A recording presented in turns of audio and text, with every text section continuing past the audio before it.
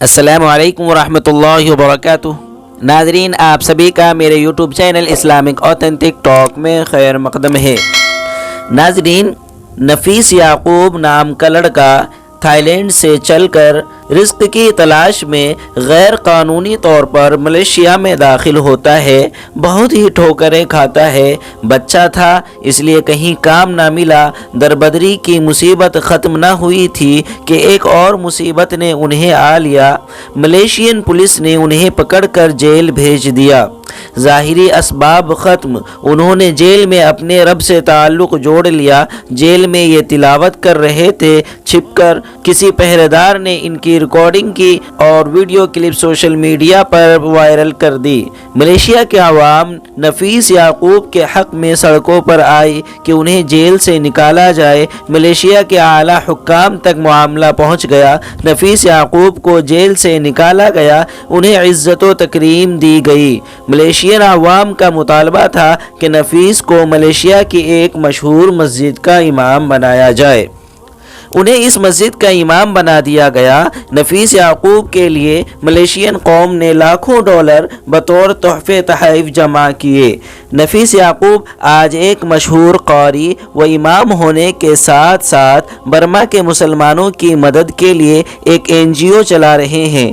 نفیس یعقوب کی کہانی میں دو اہم سبق ہیں۔ پہلا یہ کہ قرآن مجید کی برکت سے اللہ تعالی دنیا اور آخرت دونوں میں عزت و بلند مقام عطا فرماتے ہیں۔ دوسرا سبق یہ کہ جہاں بظاہر آپ کی کہانی ختم ہوتی ہے، آپ پر سارے دروازے بند ہوتے ہیں، وہیں سے ایک نئی کہانی، ایک نئے آغاز کی بھی شروعات ہو جاتی ہے۔ چلیے اب ان کی تلاوت سماعت فرمائیے۔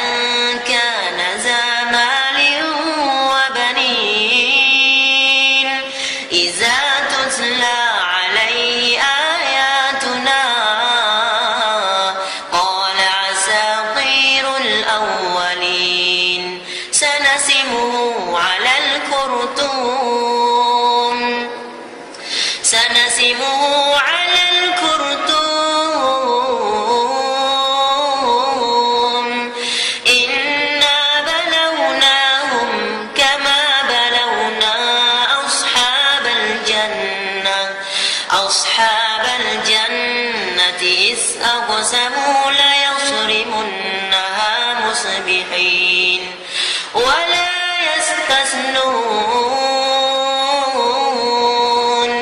فطاف عليها طائف من ربك وهم نائمون فأصبحت كالصريم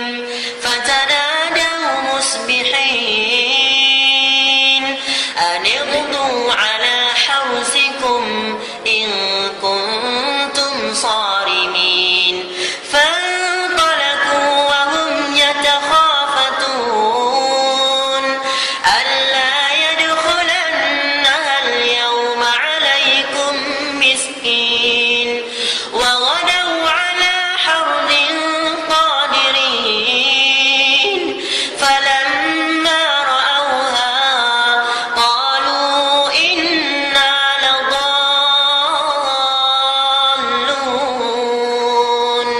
بل نحن محرومون قال أوسطهم ألم أكن